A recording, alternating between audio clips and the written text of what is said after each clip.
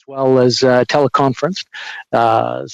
Thank all of you. I thank all of you for being here today, especially on a beautiful day like today for most parts of the country, and some of you who are avoiding the rain. Well, this is working out very well. We'll move on to the first point of order, which is the minutes of the previous meeting. Before moving to acceptance, I understand there's two small corrections that have to be made on the minutes that were circulated. Maybe I can call on Michel Patrice to clarify what those changes are and make sure that everyone's in accordance with that. Monsieur Patrice.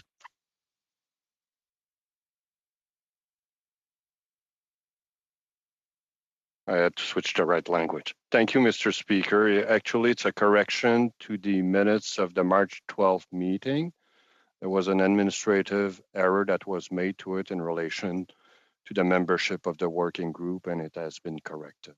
So since it was approved at the last meeting, the amendment needs to be approved agreed to by the board. Thank you. Do we have agreement from everyone on these changes? Agreed?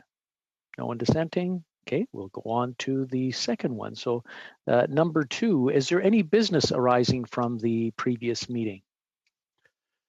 Mr. Chair, I wasn't sure if this should be in the minutes or the business. I did ask a question in the last meeting when we were deciding on an exception for printing costs. I just would like to hear, I asked what the difference in the cost of the postage would have been for Mr. Bois if he had used the House's preferred rate as compared to when he chose to do that mailing himself. So I'm just wondering if that information has been found and if it could be shared with the group.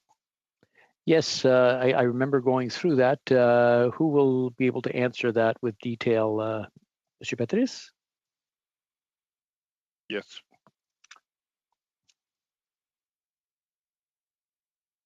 The information has been sent. I'm just trying to locate the information right now. I don't know, Rebecca, if you have the information right away at the fingertip.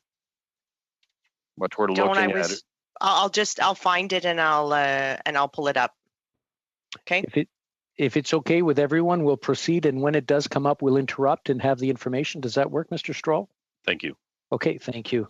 Any other business arising from the previous meeting? Seeing none, we'll proceed to point number 3 on the agenda, the LTVP Working Group recommendations. The presenter is with us today, Mr. Stanton, who is the chair of the working group on Centre Block. I'll just hand it over, and I'm sure we'll get a wonderful report. Bruce, it's all yours. Merci, Monsieur. Thank you very much, Mr. Speaker. Good afternoon, dear colleagues. Today, I'm here as chair of the second iteration of the LTVP Working Group. It's the first serving in the 42nd Parliament. And I'm here today to report to the board on on our work to date, and to seek endorsement of our recommendation regarding Phase 2 of the Parliament Welcome Centre, the PWC, which is part of the Centre Block Rehabilitation Program. So for clarity, the Phase 1 of PWC is what currently exists at the main visitor entrance to the West Block. The working group has been mandated to report back to the board. We are tasked with providing updates on the rehabilitation project and making recommendations as required.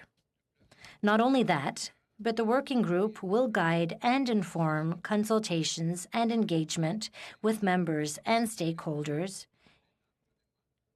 including joint consultations with the Senate when necessary. The working group met on June 17th to review the proposed WG mandate and to begin our deliberations on the Centre Block rehabilitation at this stage of the project. The House of Commons Administration and Public Works and Procurement Canada, PSPC, provided an overview and status update of the CB Rehabilitation Program and background on the approvals to date. The working group was also informed of the guiding principles for the Centre Block as set forth by the BOIE. And just one moment, I'm going to change languages right now. The overview provided us with a look at how the heritage conservation is being planned and is taking place in the Centre Block, and of the importance of this significant heritage architecture. Included in the presentation was the list of architecturally significant rooms and spaces in Centre Block that require special attention and that should not be outwardly modified in a way that undermines their heritage value. The BOIE had noted several of these spaces at their June 2019 meeting and asked for a recommended broader list to be reviewed by the working group. I understand that this list was provided to you, and the administration has since received additional spaces that should be included for consideration by our working group. As this was our initial meeting, we were provided with an overview of the project plan and the roles of the various stakeholders. This very complex project is being delivered following a fast-track methodology consisting of many overlapping activities. We understand that early decisions needed to be made while requirements are still being developed. The Centre Block rehabilitation, including the Parliament Welcome Centre Phase 2, is one of the most significant capital works projects being undertaken in Canada. The significance ranges from its heritage value, its continued symbolism of Canadian democracy, as well as from the magnitude of the work and technical requirements. The parliamentary partners and PSPC are designing to meet the anticipated future needs that will be required to sustain the work of Canada's Parliament for the next 50 to 100 years. As you're aware, the Parliamentary Welcome Centre was initially planned early in the long-term vision plan as a phased project to be delivered in sync with the major rehabilitations of the triad of buildings, West Block, Centre Block, and East Block. Phase 1 was completed at the same time as the West Block rehabilitation and provides a secure entry, as is there now, for visitors, MPs, and staff to West Block. That was Phase 1. The design was based on serving the capacity of the West Block with the anticipation of further phases being added to handle the full capacity for the triad buildings.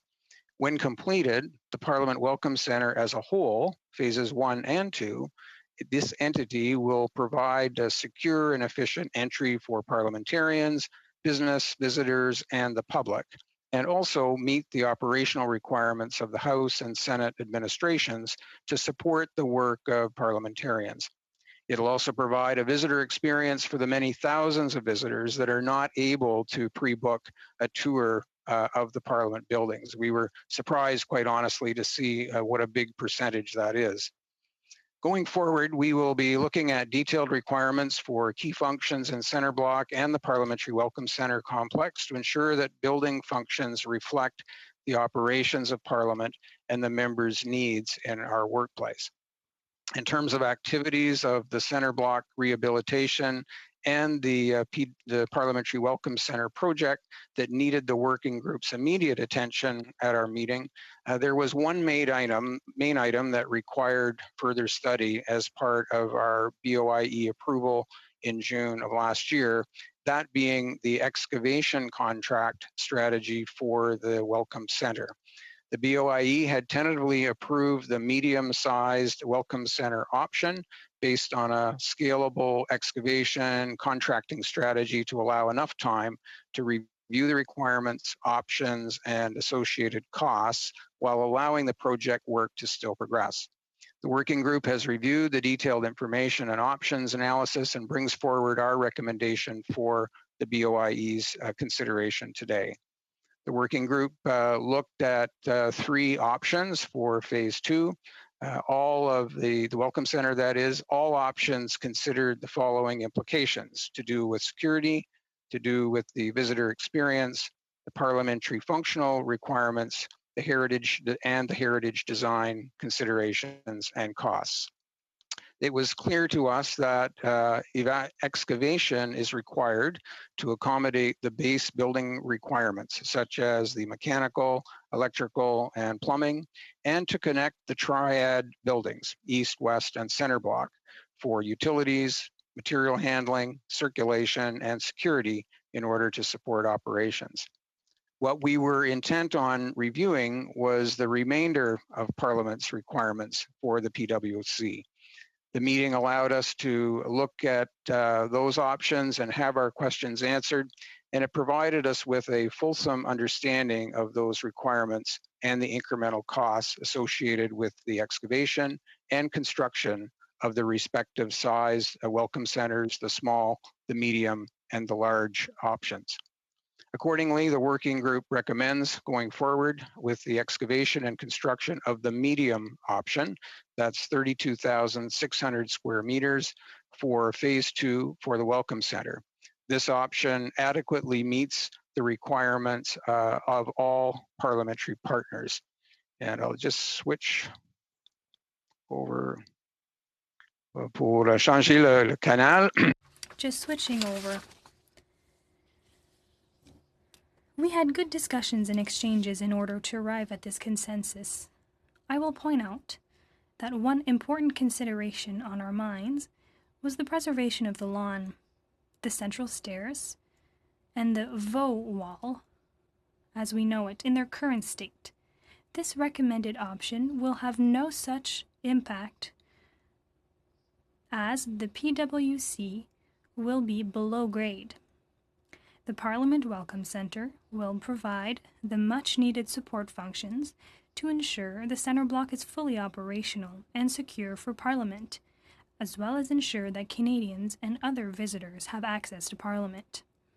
Over the summer, the working group will further review overall requirements for the centre block, ensuring that project key decisions can be made by the board and in a timely and reasonable manner to advance and minimize risk to the centre block project. We want to reduce risk as much as possible. Thank you, and I am happy to take questions or elaborate on any of the information provided. Thank you very much. I am now open to your questions. Thank you very much, Mr. Stanton. Maintenant, nous allons aller à des questions. And now, let's move on to questions. I have a list here already. Mr. Holland, Mr. Julian, then Mr. Stroll. Mr. Holland, you're on first. Thank you so much, Mr. Stanton. Thank you for your report. Thank you for the group, the work being done by the working group. I do support the recommendations.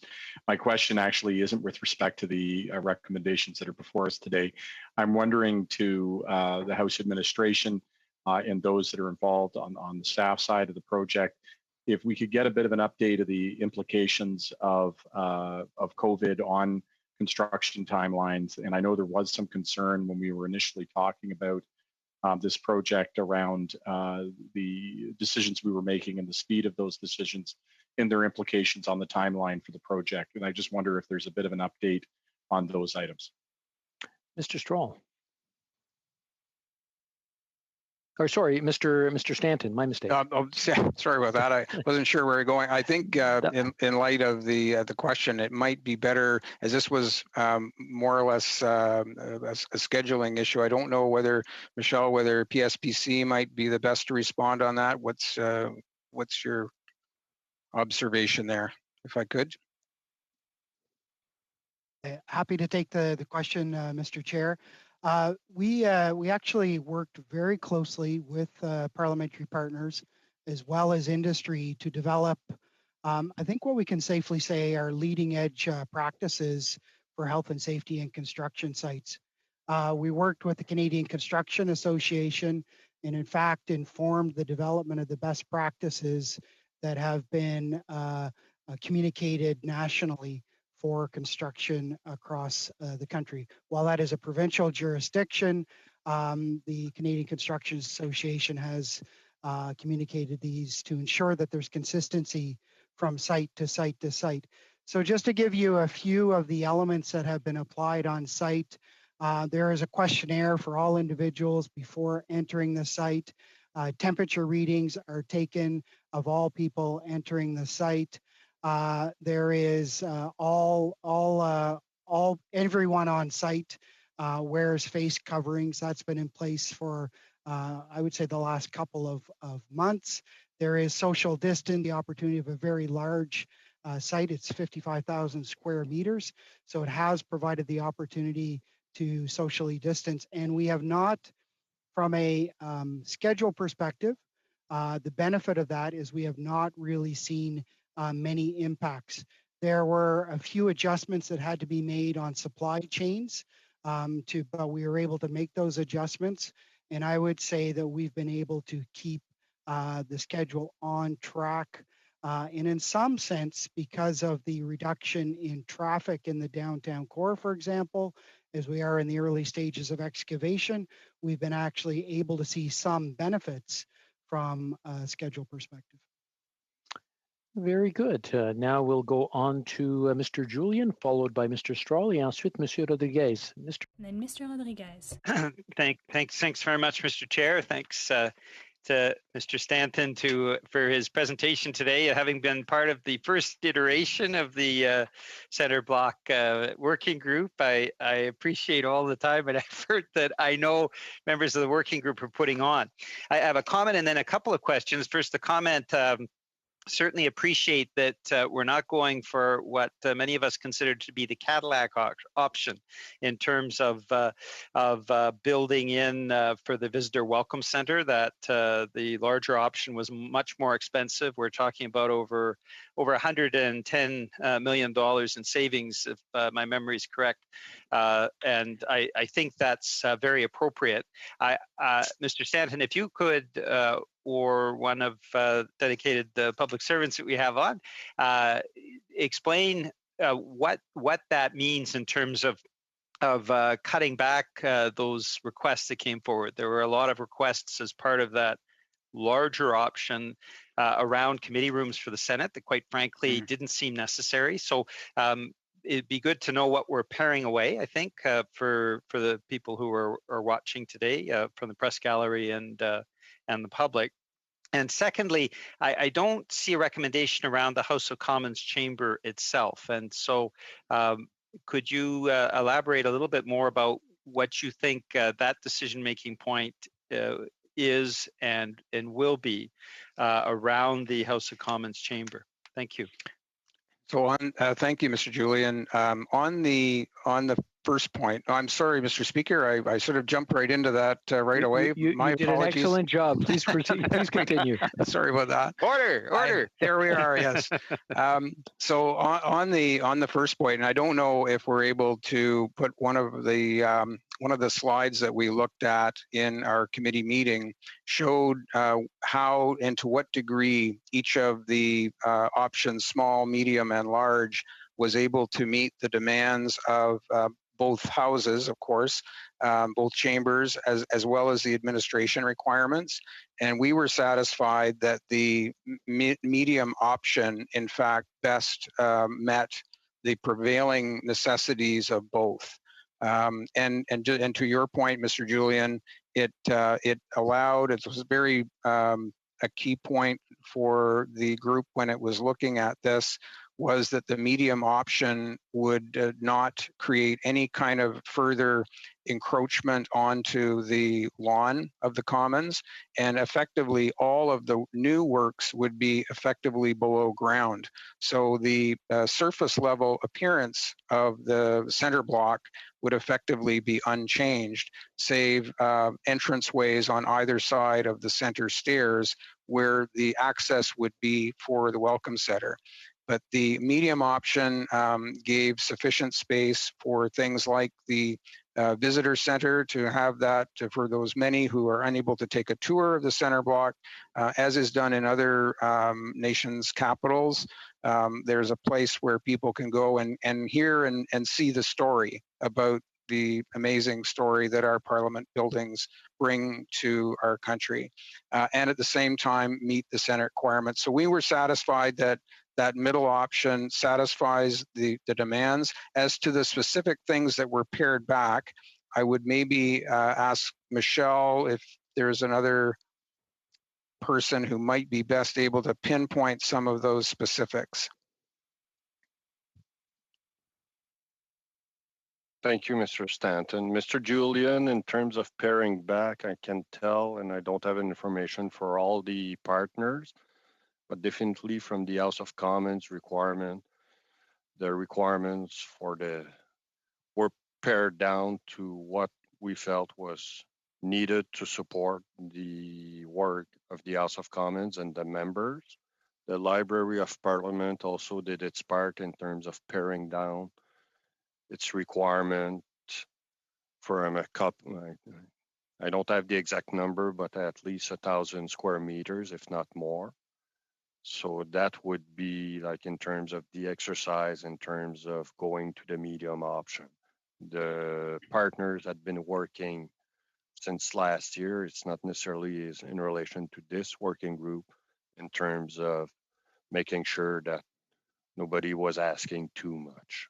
But these are for in terms of the partners I can ask, I can talk about in terms of paring down the requirements, what's required to support the work of Parliament. Thanks, Michelle. And on the second point, Mr. Julian, with respect to the House of Commons, we proceeded on the basis and through the overview that we were given. We accept the recommendation of this board, in fact, that the House, that there was no anticipation of a larger footprint for the House of Commons. So the additional capacities and necessities of the chamber, the House of Commons section of center block that we know of, that will have to be accommodated within the existing footprint. Very good. Now we'll go to Mr. Stroll. Mr. Stroll. Thank you very much, and with apologies to Claude, who's in a very hot building, and Dominic, whose boat is idling nearby. I do have a number of questions about this. I think this is a very important decision point for us. And I would like to express, first of all, my disappointment, Bruce, that Bruce has indicated he's not running again in the next election. So my first opportunity to salute your great career, Bruce. You will be missed whenever that happens. And of course, assuming that I'm successful whenever that next election comes. So we'll miss you when you do take a well-earned retirement. Perhaps Dominic can host you at his cottage.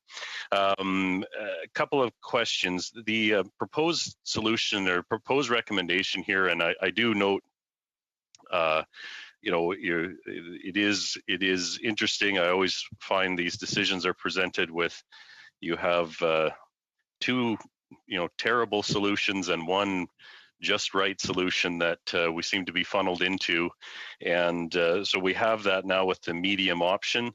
The porridge is just right, and but it's now the medium option is referred to as being 32,600 square meters.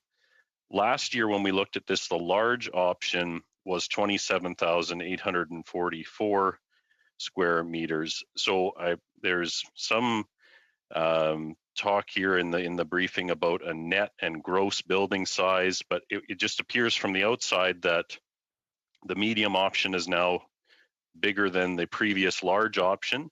So what am I reading there incorrectly, or can you explain to me whether this entire project has grown since the last time we made a decision on it?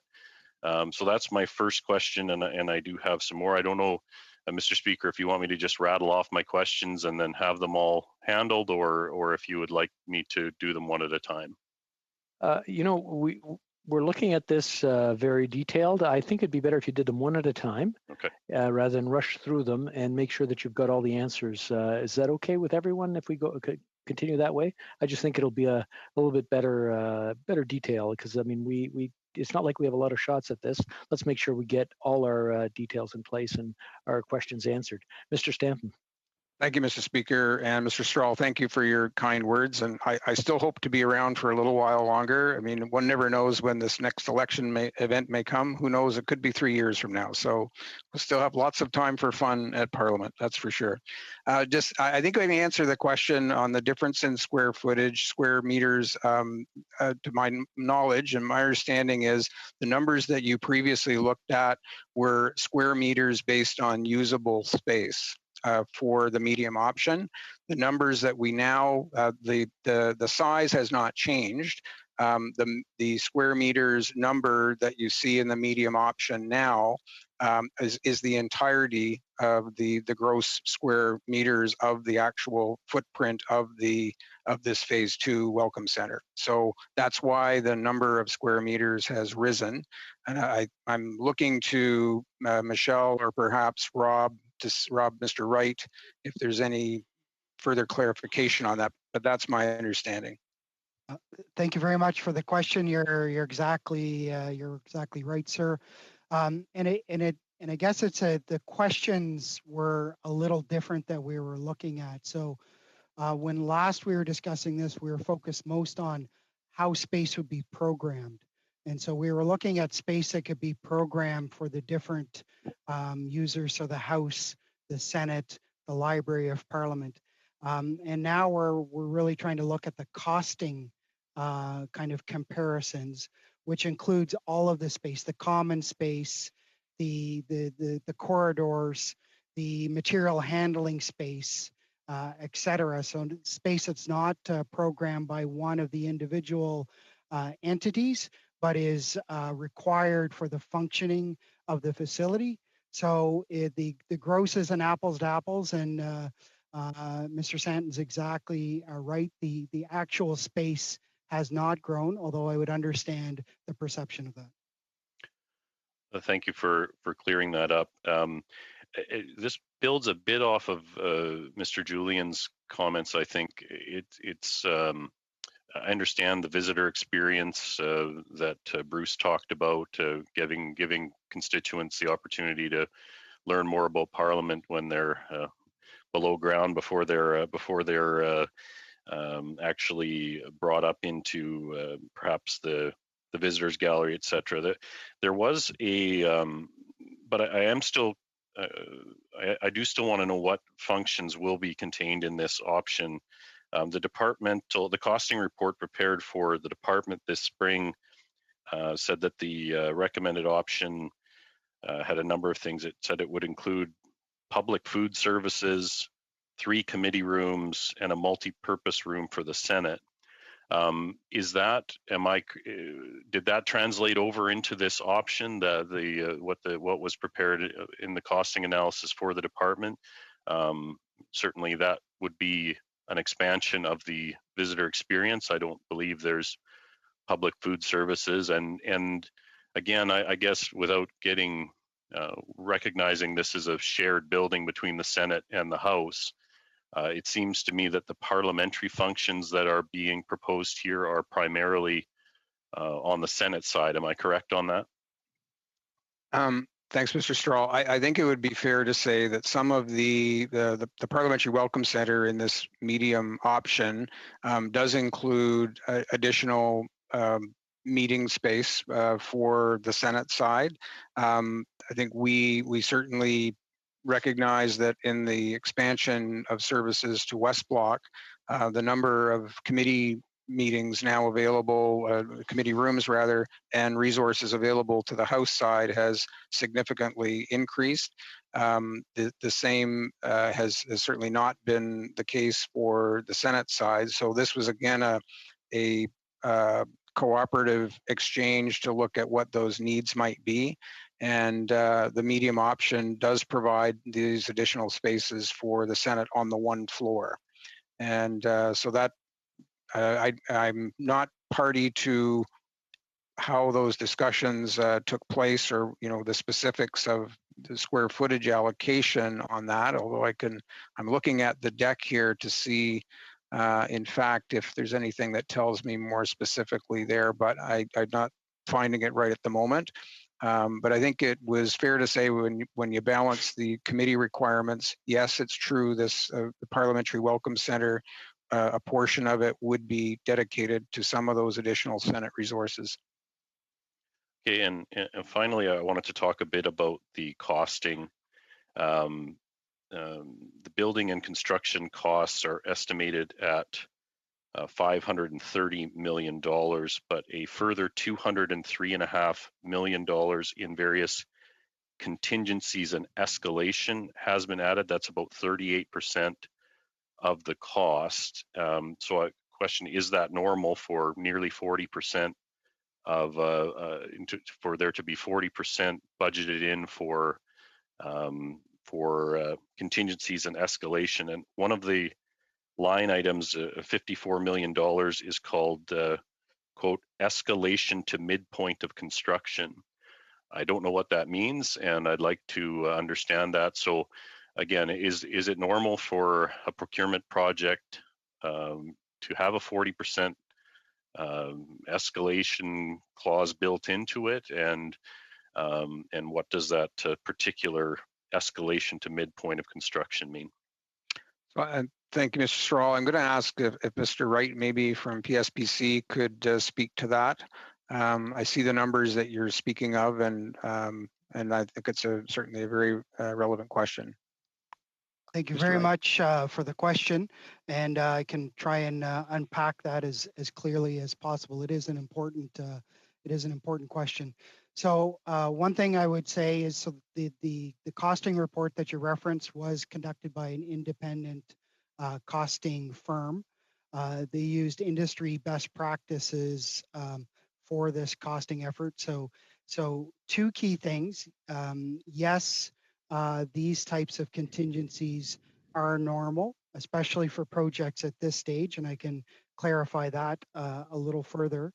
Additionally, this is built upon 15 years of delivery of projects on the Hill that has informed the different types of contingencies that result in projects coming in on budget. So the design contingency, it is an element that will, it's for the initial stages of the project. So this cost estimate was developed at a point in time before the completion of schematic design.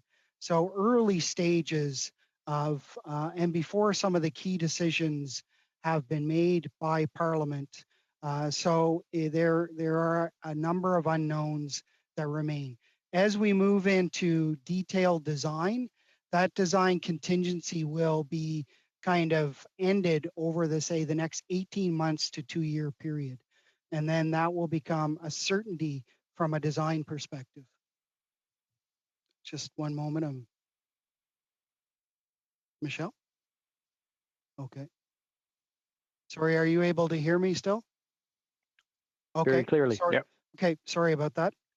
Just wanted to make sure that we didn't lose anything. So the design contingency will be kind of used up or not over the next 18 months to 24 months as we move through design. The construction contingency is for, as we move into construction, it's essentially unknown conditions. So for example, we've just run into really the first unknown element. As we've done the early excavation work, we have found on the southeast corner of the center block, so in front of the Senate area. The foundation is actually a rubble foundation. That was an unknown. There will be some cost implications and impacts that will come to that. We will run through a number of those experiences as we move through it in a 100-year-old building of which there were not blueprints, etc. We've done a fairly exhaustive assessment program to reduce those unknowns as much as possible, but we will run into those over time. Escalation is an important factor. We tried to take, I would say, a fairly conservative approach here. So any cost estimate is in current dollars, not in future dollars. So the escalation is essentially an attempt to put to accommodate inflationary pressures into the cost estimate.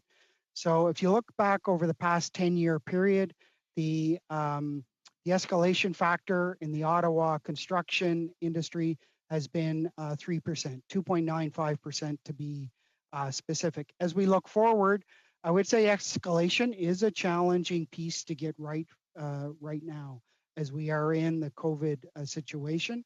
So we will continue to assess this. But as we feel that 3.5% would be a safe and conservative estimate at this point. The midpoint element that you mentioned is we would not want to apply escalation to early activities. So take excavation, for example. It is not going to experience escalation because it is a current activity and it will be done in the early points of the construction.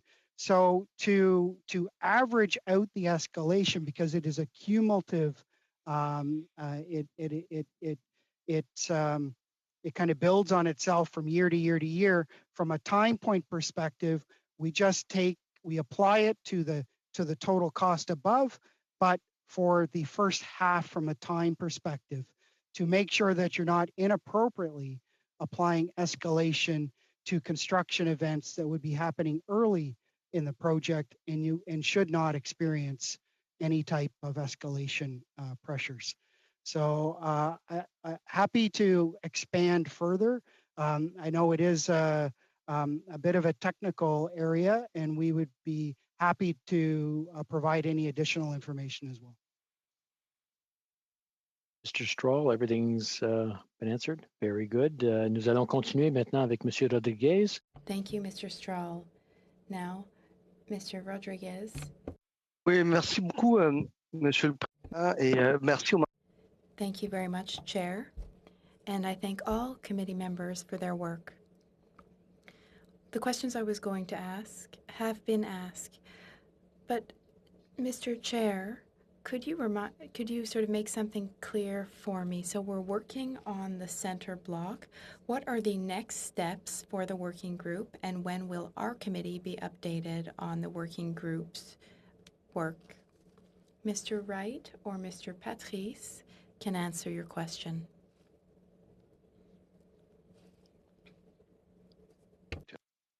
Oui, les prochaines étapes sera de rencontrer. Our next step will be to meet with the team. At that meeting, we will really flesh out Parliament's operational needs. Our next meeting will take place in August, we hope. To review the more detailed requirements, we'll be looking at the chamber, the lobbies, and the gallery as a first step to make sure that within the footprint that we're looking at creative ways to make sure that we're able to serve Parliament and its future growth, and then breaking down further into details that really impact the work that you do, and make sure that we've gathered any special requirements you want to add in or elaborate on so that we can really make sure the building is suitable for you. Est-ce que d'autres questions, Monsieur Rodriguez? C'est bon, merci. Now we'll continue. Thanks very much. Thank you very much, Mr. Speaker, and thank you, Bruce. Thank you, Mr. Stanton, for your presentation, and for all of you for the work that you've done. I guess I'm going to just start by saying, I think for, at least for me, and I think for most of us members of Parliament on this board, what we don't want to see happen is 3 years from now, costs are escalated yet again. There seems to be no answers as to why. And the public, the taxpayer, will look back on us and say that we said yes to this without really giving it thorough oversight.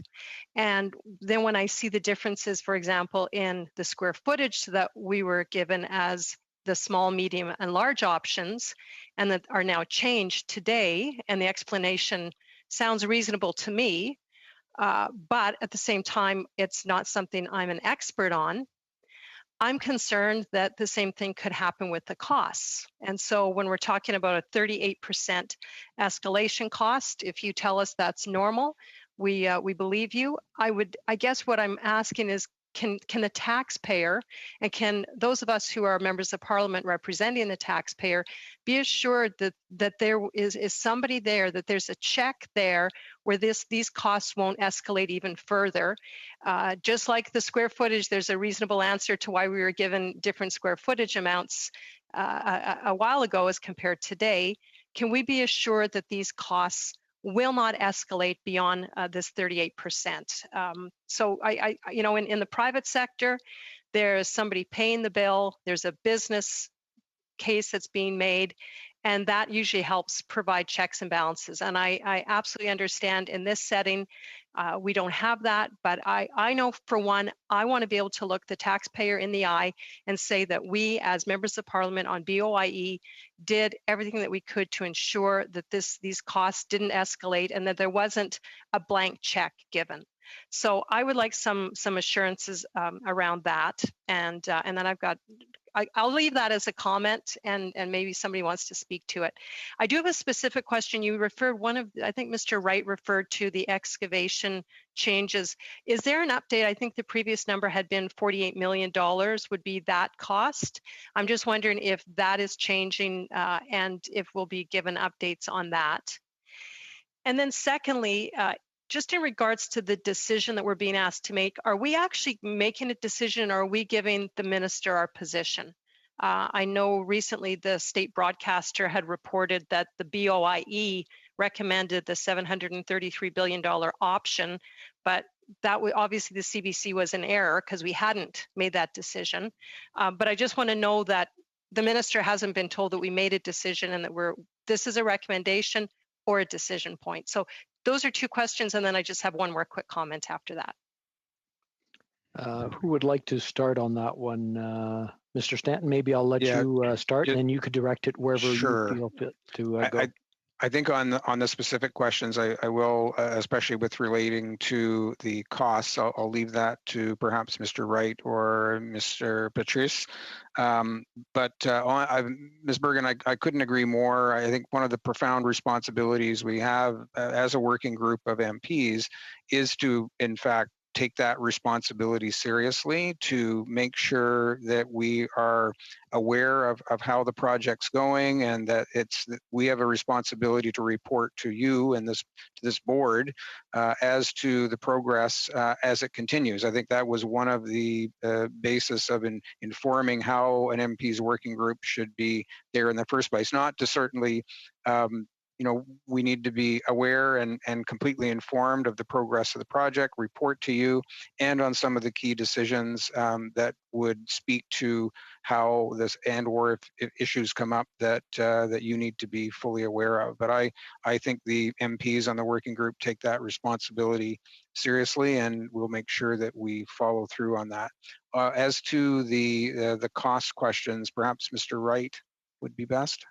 Sure, I will definitely start, and then perhaps I can pass to Ms. Garrett on details. So one thing which I think is important, because we, as Mr. Stanton indicated, we have constructed the first phase of the Visitor Welcome Center, and it may be useful just to use a bit of a comparative to the estimates that we have here and the kind of the actual costs that resulted in that project. So phase one of the Visitor Welcome Center on a gross square meterage perspective, so apples to apples, is approximately 5,700 square meters. So if you extrapolate that to the size here, that would give you an estimate of $780 million approximately. And that is non-escalated. So if you added an escalation factor into that, that would be take you above $800 million. The estimate that we have here is $730 million for that kind of apples to apples type of comparison. So I think it can illustrate the comparability between something that is a completed project and the costs that were incurred against the estimate. And the estimate compares favorably compared to those real results. On the excavation in particular, we have awarded contracts. So that has moved kind of from an estimate to a more concrete estimate, if you will. So I'll ask Ms. Garrett to provide the details on that. Thank you very much for the question. As it pertains to the excavation contract, Mr. Wright is correct. We have actually tendered and awarded the contract associated with the what we call, or you will commonly hear, mass excavation for the program. Now that it represents in front of the center block. It does not represent the entirety of the excavation program. We still have to award the program that digs in and creates the connection between that Parliamentary Welcome Center and the center block. So for example, if you're looking at the cost table, you'll see that we are carrying $66 million associated with that excavation activity, and that is to carry out the fulsome budget that we're carrying to conduct both the excavation of the hole and the connections into the center block in its totality. And until we have that actual second aspect of the contract tendered, then we'll have actual costs for both elements of the program. All right, great, thank you. And then if someone could just answer the question in terms of, are we giving the minister a recommendation here, or are we actually making a decision? Or has the decision been made by the minister in effect? Mr. Patrice? Yes, thank you for the question. I'm just going to say a bit about the gross and the net square meters, because I had kind of the same reaction when I saw the two different data. Just for the benefit of the board, I'm going to say at that time, while we were discussing net, the amount was about the same was around the same number in terms of the estimate cost when we're looking at that issue, but it did create for me some kind of angst in terms of when I saw the two different set of numbers. That's because you knew what us MPs would be thinking. So you knew we'd be asking about that too. Yeah, Thank you. Yes. In terms of the decision, obviously the working group is looking at it and making a requirements to the board in terms, doing a recommendation to the board in terms what they think the requirements of the House would be. The board here, as responsible of the facilities and in terms of the administration of the House of Commons, is basically informing the government through the minister in terms of these are what we identified as our requirements and our needs.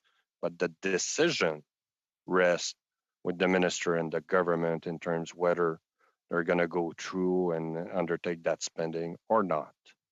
Okay. And my understanding is that there's no decision, and I would personally be surprised that a decision would have been made by the minister before hearing from the views of the House of Commons.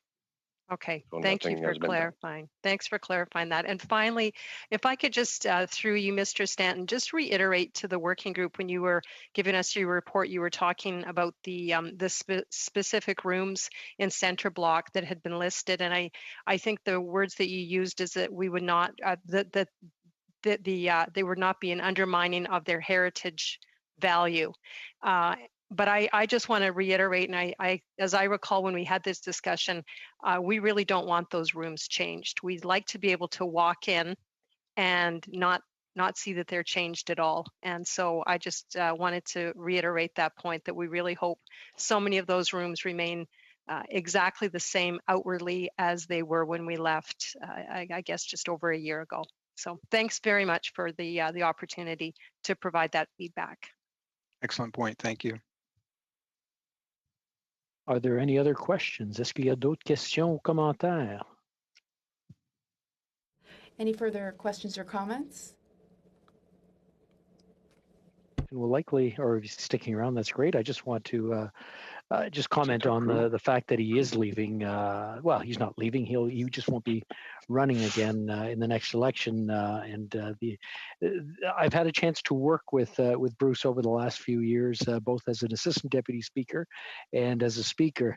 And rarely do we find someone with the level of integrity and dedication that Bruce has. And just an exceptional individual. And he will be missed at all levels.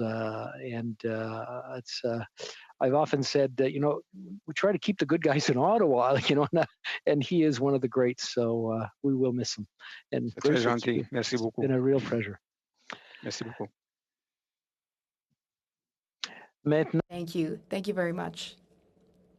Now let's move on to item 4 on our agenda, the 2019-2020 year-end financial report and the 2020-2021 supplementary estimates.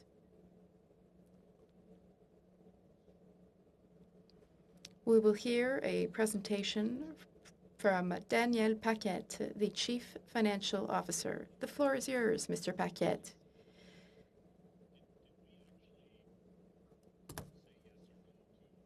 The recommendation in the previous item number 3.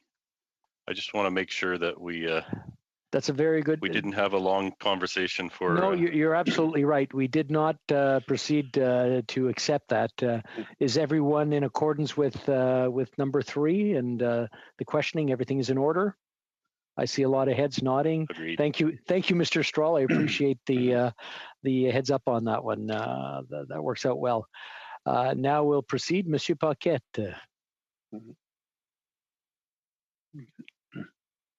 Okay. Donc, merci, Monsieur le Président. Donc, je suis ici. Thank you, Mr. Speaker. I am here to present the year-end fiscal report for 2019-2020 and to seek your approval for the supplementary estimates for 2020-21 fiscal year. This financial report has been prepared using an expenditure basis of accounting consistent with the Public Accounts of Canada, which are published every fall. It provides the final authorities and expenditures. And the authorities for 2019-2020 for $517 million is an increase of $10.7 million or 2.1% compared to the authorities for 2018-2019. There was also an increase of $2 million for the carry forward of funds and important investments. In 2019-2020, expenditures were $506 million compared to expenditures of $487 million in 2018-2019. That is an increase of $18 million or 3.8%. These expenditures are also presented by type of cost. The most substantial increase is that of salaries and benefits. That is an increase of $17.3 million and is mainly attributable to election spending. So, for example, former MPs and their employees' costs, as well as salaries for new employees and the welcome program for new members. Other elements also contributed to increases in salary spendings. For example, more administrative employees were hired.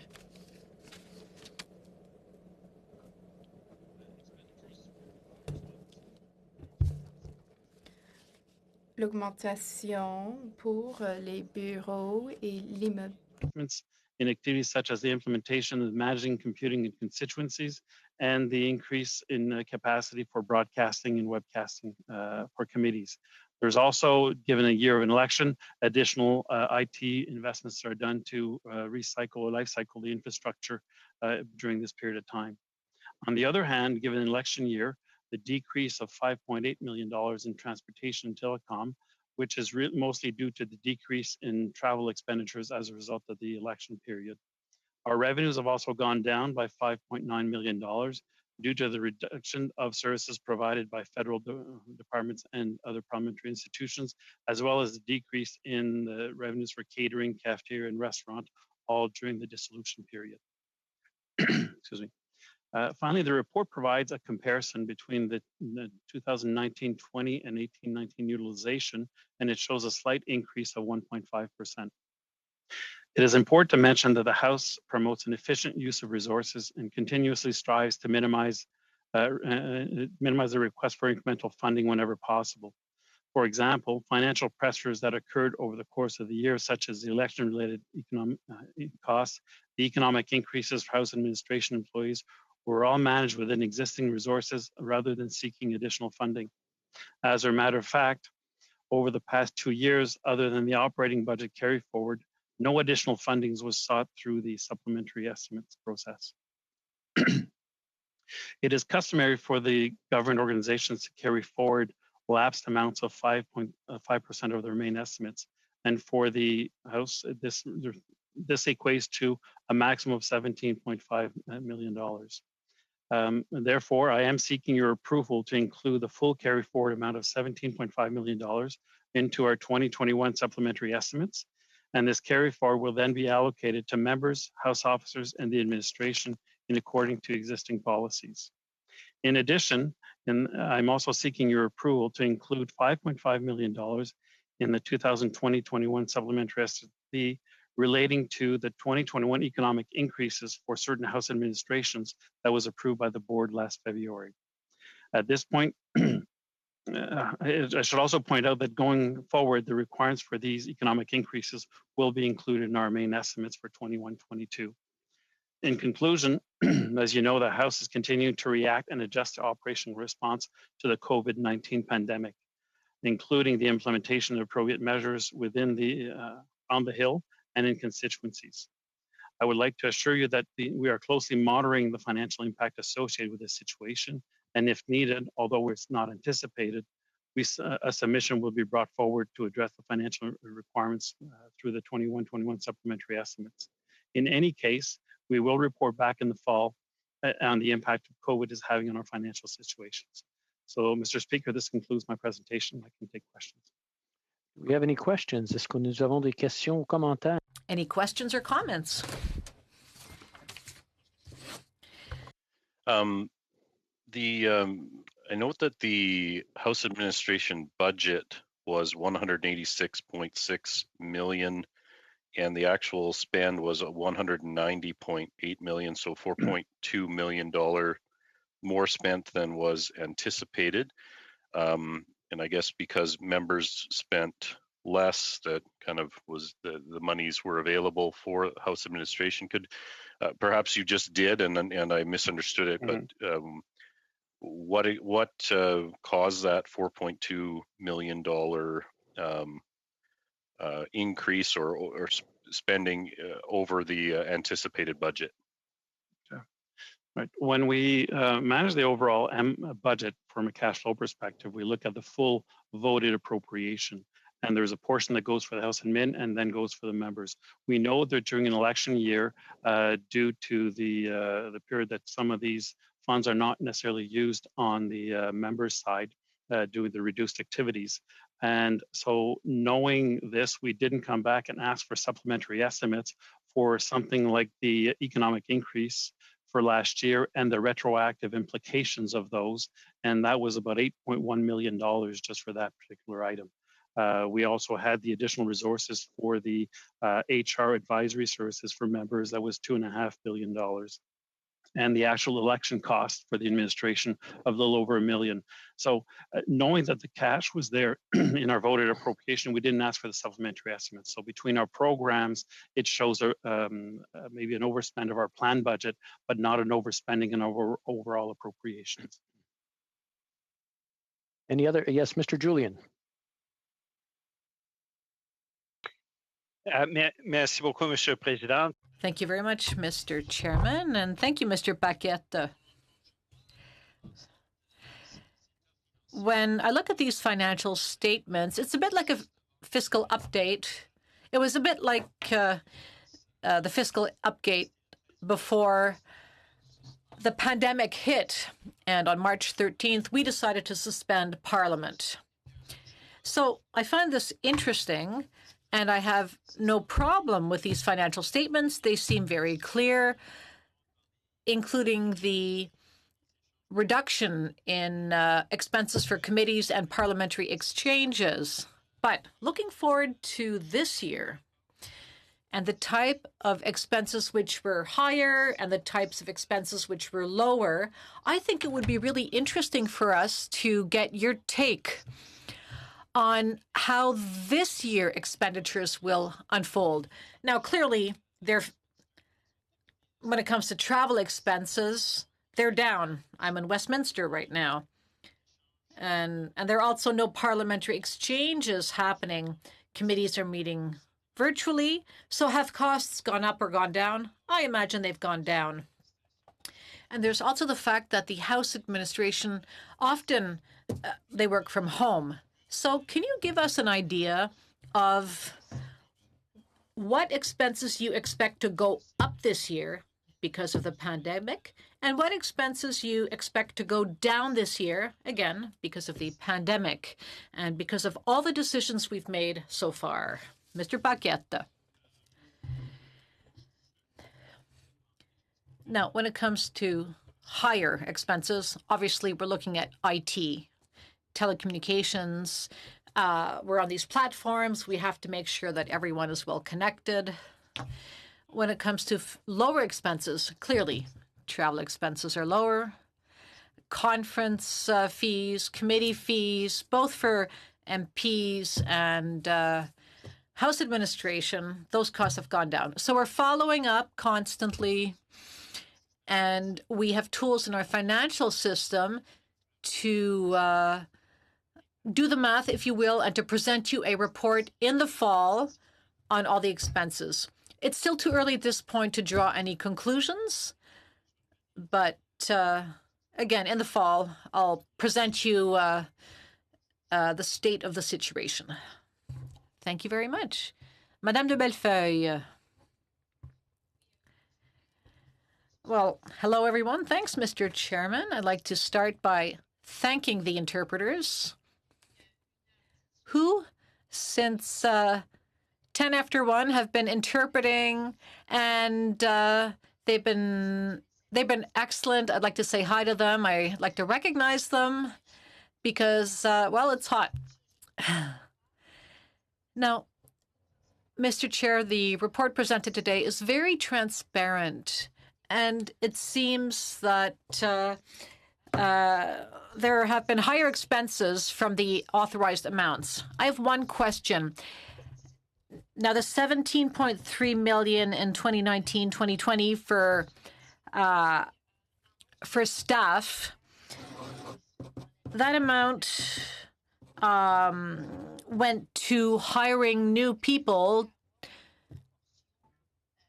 and I'd like to know, I'd like you to compare this amount that is for hiring staff within the House administration compared to new staff hired at IT services or elsewhere. So where has the greatest increase been when it comes to hiring personnel in the different areas? Well, on the whole, spending on renovations for the center block are taken out of the department's PSPC's budget. When I said that our budgets have gone down, it's because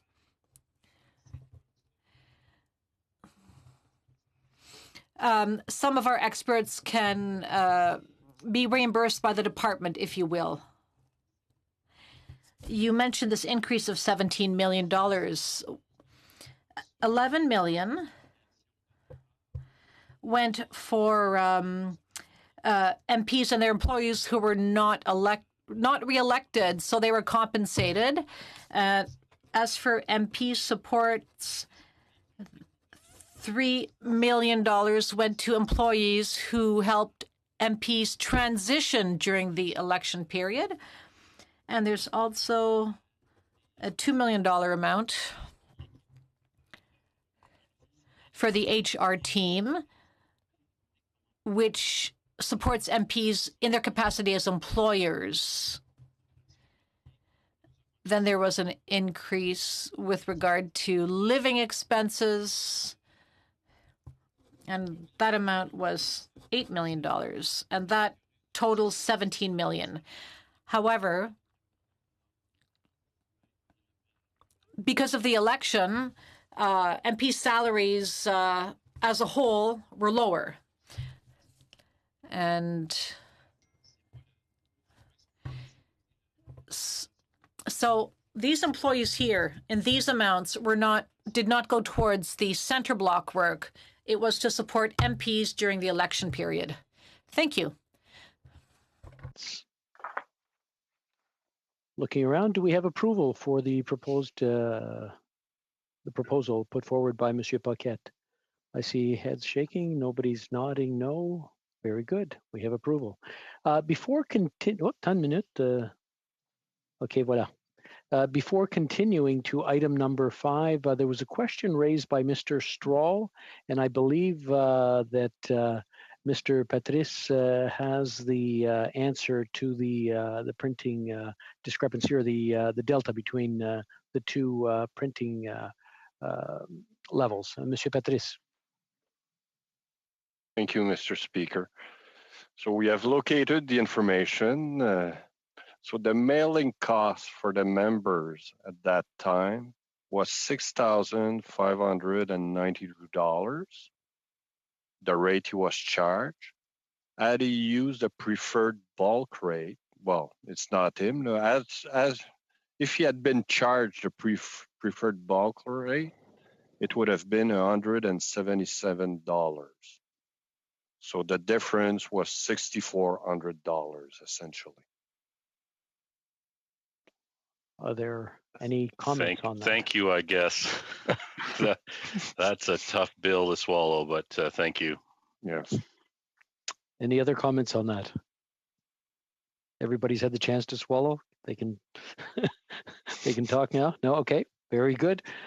Attendez une minute. Nous allons maintenant procéder. So we'll now move on to point number 5, the temporary extension for advertising and internet services. We'll go back to Mr. Paquette. In April, the board approved temporary measures to include additional detailed information in their advertising around local, community, government, and non-for-profit organizations that could be of interest to their constituents for COVID-related matters, as well as the ability to solicit donations for registered Canadian charities, also pertaining to COVID-related programs. This decision also included the possibility of members to reimburse internet service charges for their employees who are now teleworking. This decision had an expiry date of June 30th, and given the continued challenges around COVID, the administration is proposing that the board approve the extension of these temporary measures until the end of the fiscal year. Are there any questions? Est-ce qu'il y a des questions? Are there any questions? No, you're fine, Mr. Stroll. I support this. I would like perhaps the board, the staff to come back. I would like to know what the uptake was on one of the provisions here that we are not extending is the ability to do printing in our constituencies, to have a local printer provide services. I would like to see a report on what the uptake was and what we found the cost differences were. I know for myself, I did 2 householders in that time frame, both printed locally, which helped a struggling local business, and had a great interaction with them. So I've heard from a number of my colleagues as well who quite liked that arrangement. So I just would like to get a an idea of how it went for perhaps a future meeting. Okay, very good. I'm just getting a message here that's not a problem. The report will be sent. Maybe I'll just defer to Monsieur Patrice. What time frame would we be looking at for that report to come in?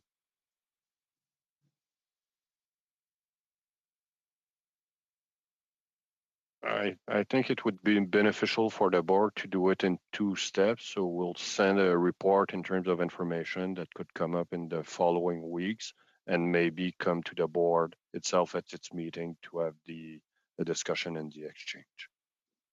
Very good. Okay. Est-ce qu'il y a d'autres? Are there any other questions? Yes, Mr. Julian. Thanks, Mr. Chair.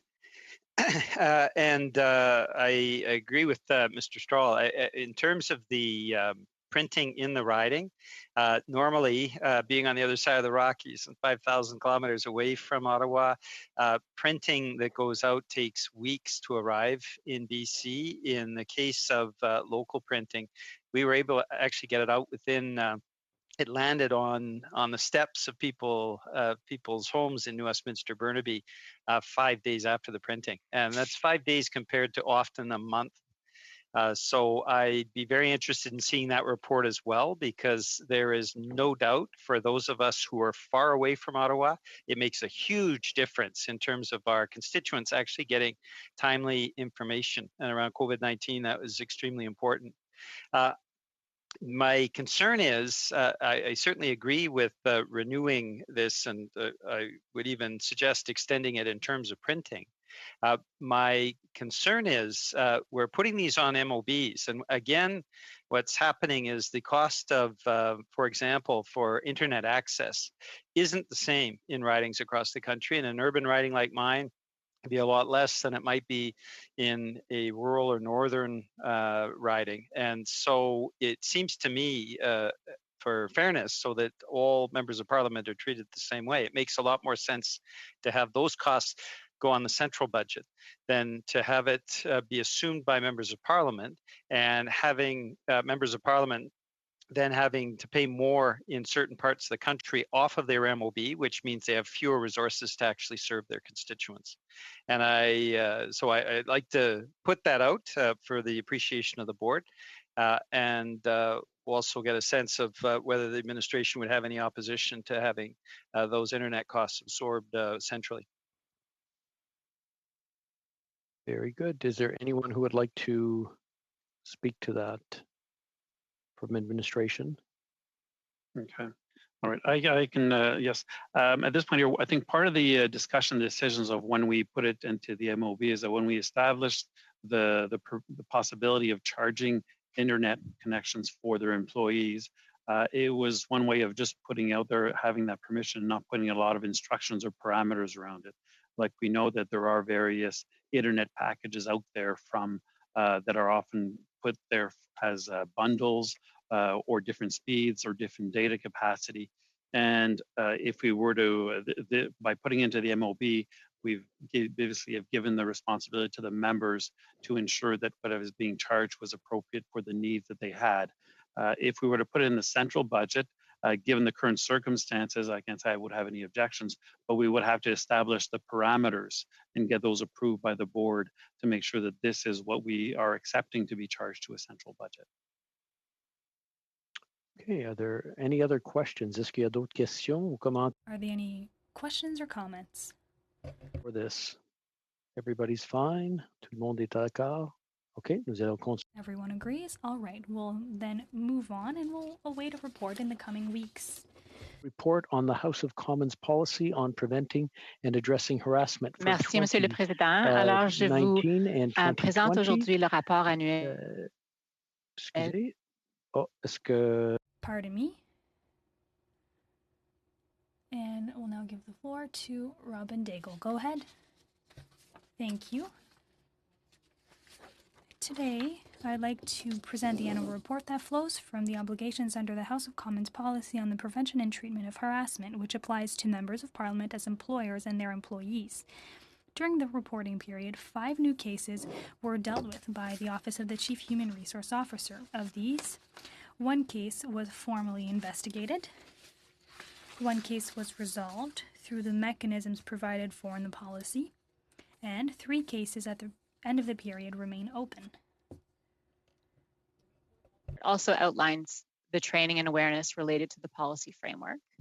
There is an online training that is available to members and their staff, and thus far 782 members have participated in this training. There's also a mandatory in-class training that's made available to all new members. Following the last elections, 5 sessions were offered to members, and in this current parliament, 200 that training. In terms of the remaining members, we had actually scheduled a couple of sessions for March, but those were obviously canceled due to COVID. So we are working right now to be able to provide those sessions virtually. We are also looking at the same option for member staff so that they can actually participate in that training virtually as well. I am happy to take any questions at this time.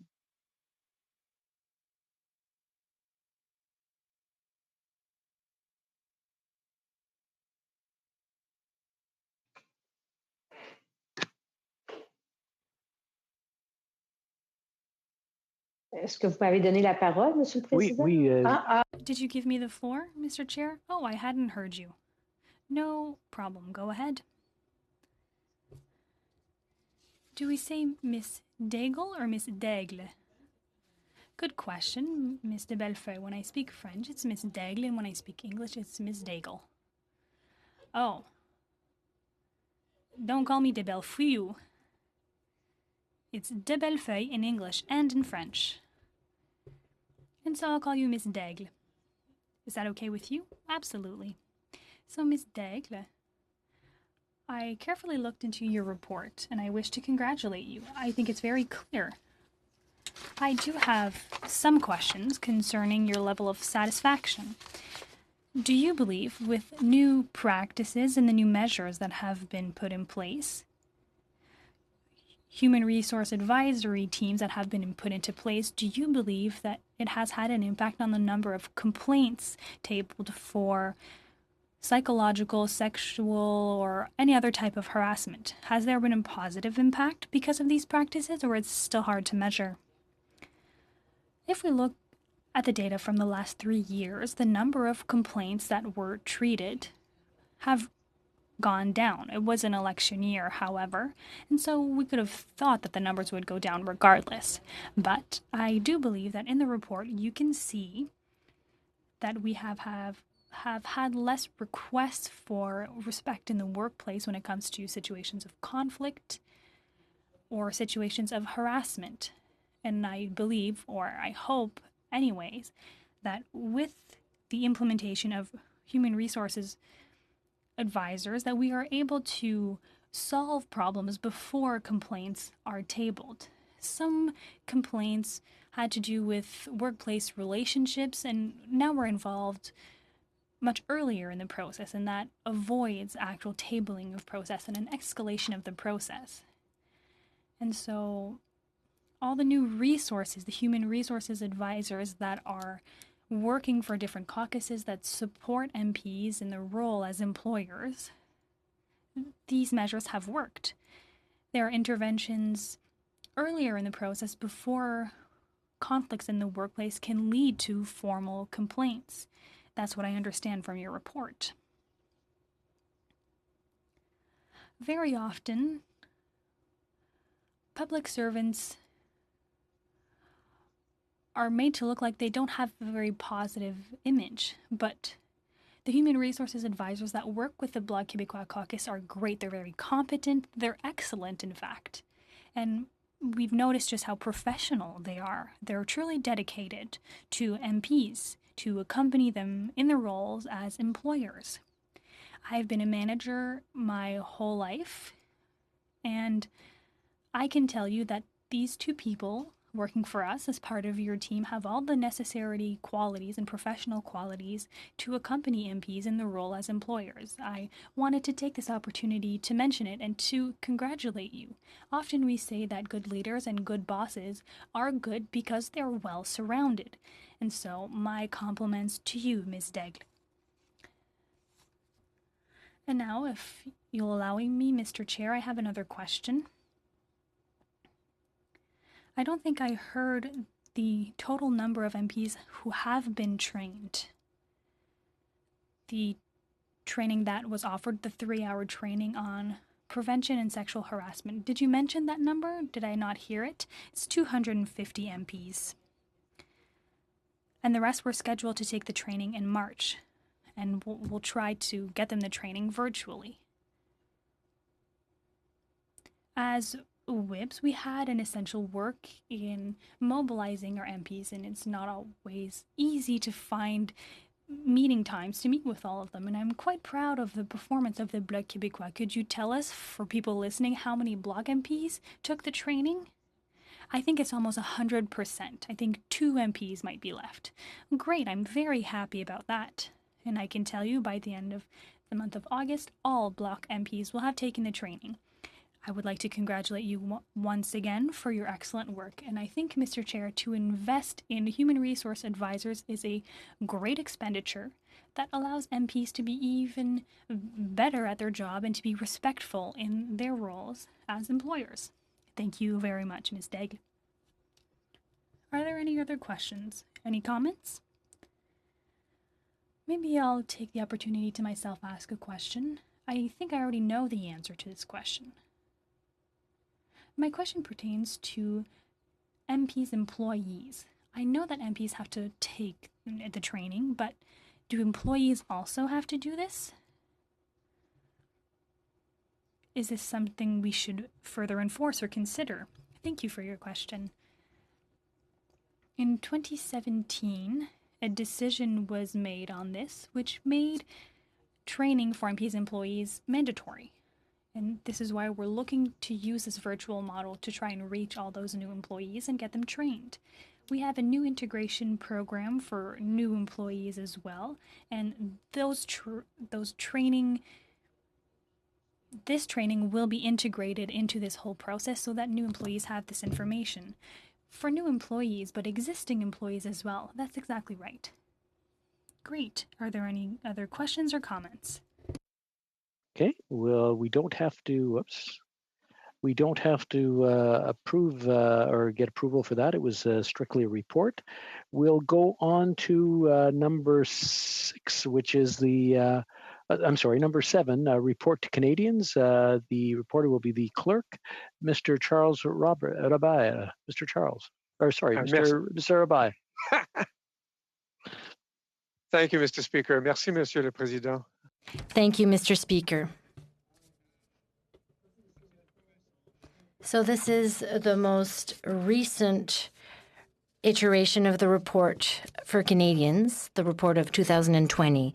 As you can see, that this report describes the activities of parliamentarians and the support given by the administration. The general election, which ended the 42nd Parliament and began. One of the things that we did this year as an administration was to offer more support to the members, the 98 new members who came in with this election, through a revamped members orientation program. In addition, listening to the members and the comments that they had made on various occasions in the past, offered more support to members in transition, those who decided not to run and those who were not successful in the campaign. Towards the end of this period, of course, both the members, the House and the administration are now addressing the issue of the COVID pandemic. That really is the report in a nutshell, and it is really for you to decide whether or not you wish to recommend the adoption of this and approval of this report. Do we have any questions or comments? Questions ou commentaires? Questions or comments? Have approval of the report, and I see heads waving or nodding. Very good. We'll go on now. Excusez, je vais changer de langue. Excuse me, I'm just going to change languages. And now we are going to go to the 8th point. a request for exception outdoor furniture. We will now hear Danielle Paquette. Danielle Paquette, the floor is yours. Thank you very much. We have a member who is asking that the Bureau consider his claim for a rebate for outdoor patio furniture. The premises currently rented by the member provide him with an exclusive access to an outdoor space. To use this space, the member purchased outdoor furniture, including 2 tables and 6 chairs, for $2,958. Purchase, the administration completed its assessment in accordance with the existing board policy. And we concluded that this type of furniture is not typically needed in an office, nor is it needed in order to enable a member to carry out their parliamentary function. So that is our conclusion, that it's not office furniture. Furthermore, we conclude that it is not transferable since members' constituencies' offices do not typically include outdoor space that can be furnished and used by the member. As a result, our assessment, the expense was denied. As per the member's request, we are seeking the board's direction on the review for this matter. Est-ce que nous avons des questions? Are there any questions? Monsieur Rodriguez, followed by Mr. Julian. Monsieur Rodriguez.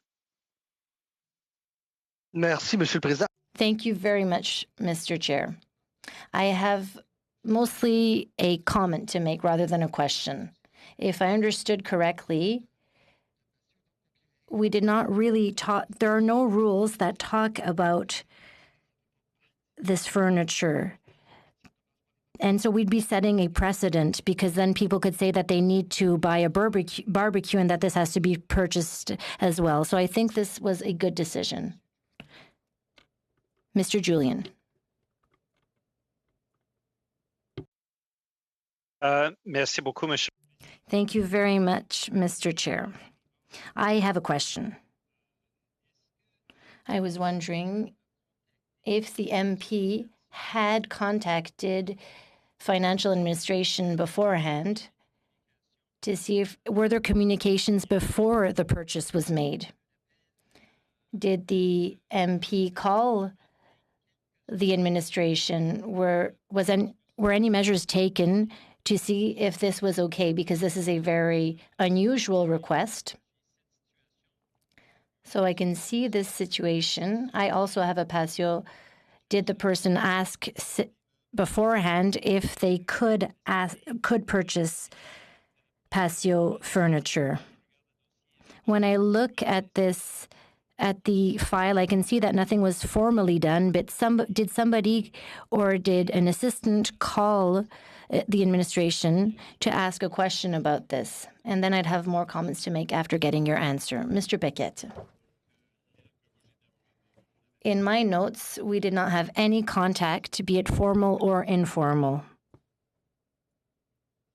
Thank you, Mr. Julian. Thank you very much.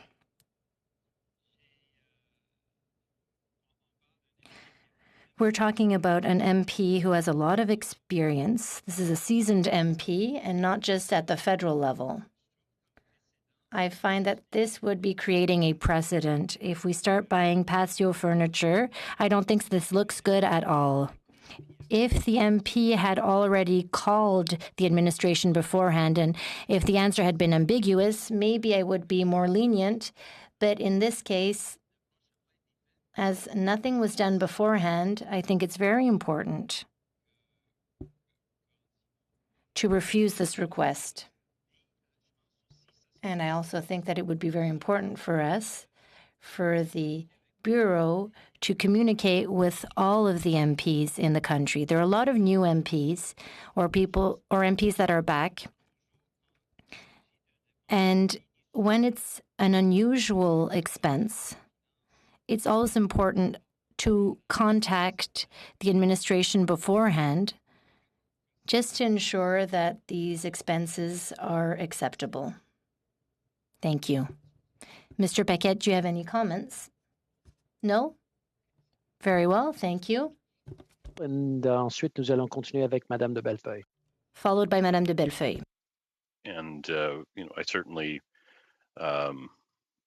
agree with the previous two colleagues who agree with the recommendation from House Administration. I think if you go down this road, perhaps I think members who do not have patio space, obviously we're not, there under no circumstances would the House Administration approve creating a patio space for an existing office to just say, well, my office has room, I could put a little patio in a courtyard, or I could expand my space to the outdoors. I don't think that's a reasonable expense for taxpayers. I would say, we had an example here earlier today where a new member, there was an additional $6,400 cost. It was absorbed within his member's office budget, so you could argue that there was no additional cost to taxpayers. It was still in the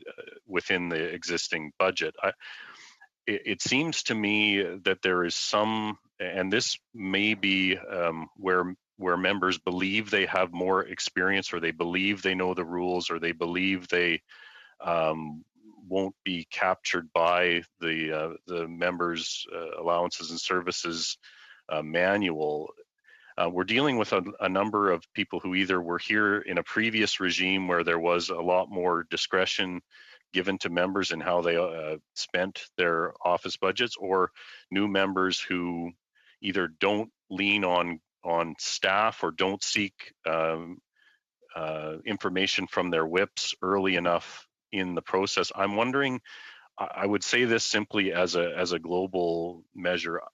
It seems to me that House Administration, when they're onboarding people, there clearly needs to be, with the number of cases we're dealing with people printing and mailing householders on their own, or buying patio furniture, it would seem to me that there almost needs to be a in bright red ink circled, like, do not. There's clearly some disconnect between what members believe they can do early on and what they actually can do, and ignorance of the rules should really not be an excuse here. And I know we do make, we're here to make those judgment calls, but it seems to me that perhaps we can review this with the goal of avoiding these kind of discussions in the future. I know this is rare. It's not a huge percentage, but clearly there are some members who believe they can do things that they clearly should not be doing, and I am hoping we can find a way to avoid those situations in the future. So I just make that as a broad comment for perhaps the team that looks at onboarding, whether that needs to occur before the member is sworn in, almost as soon as they're announced as preliminary winners from Elections Canada. I wonder if there's not almost a spend no money, do nothing until you've talked to your respective financial or the House Administration financial management. Throw it out there as a maybe a way we can improve that system. Madame de Bellefeuille. Madame de Bellefeuille. Thank you, Mr. Chair. I listened attentively to what my colleagues said, and I have to tell you that we're just talking about the patio here rather than talking about the use of this space. I have listened to my colleagues, and I know that they won't change their mind, but I do want to explain something. The MP is a seasoned MP, and thanks to all of his experience, he did not think that this expense would be refused, because he was talking about the importance of accessibility, of the importance of meeting your constituents outside of Quebec, and the patio was made with furniture that can also be used indoors afterwards. You've seen the photos, you've seen the images. It's not a conventional or classical patio set. It's a very particular type of patio set that was bought, and this can also be used indoors. I think it's important also to understand that we can do politics in a different manner in regions where there are not a lot of inhabitants. A lot of MPs are meeting their constituents outdoors. In my case, I am in a heritage building, and I could also decide to buy chairs to meet my constituents outdoors, because I would be able to do this in my case.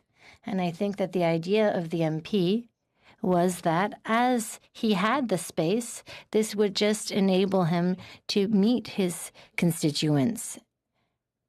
And it would permit social and physical distancing.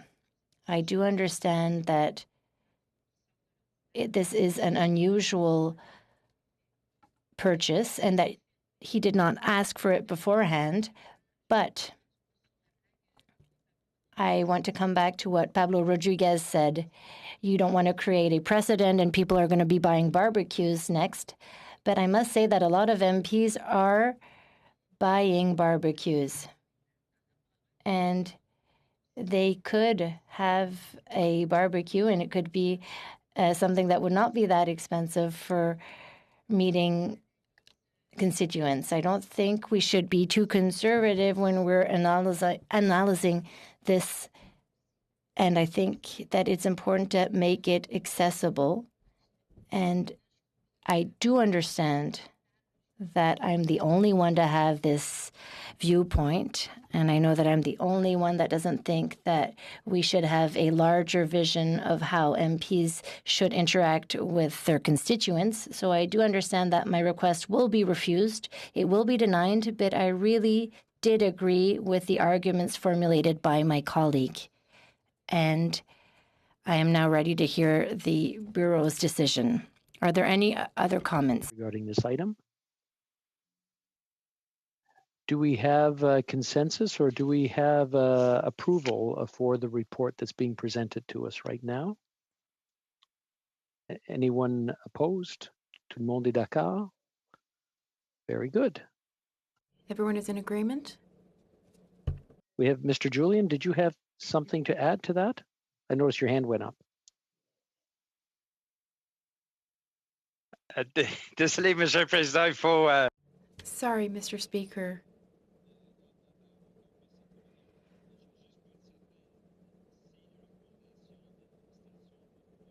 Just to verify, does administration recommend that we not approve this spending for the Budget's office? Yes, that is our recommendation. We are asking whether everyone is in agreement with said recommendation. Yes? Great. So we will move ahead with that. Now, just to be clear on something, if we didn't have unanimous agreement with the recommendation, then we would stick with the status quo, which is to deny reimbursement of these expenses. Now, we will be going in camera. And I'm going to ask everyone to sign out for a few minutes, and we'll start again in 10 minutes. So it's now 2:46. Let's say at 2:55, we will start again, if that's okay. So 5 minutes to 3, we'll start up in camera. And that should work out well. Ce que nous allons faire, c'est que... Here's how we will proceed. At 2:55, we will continue in camera. Have a nice little break.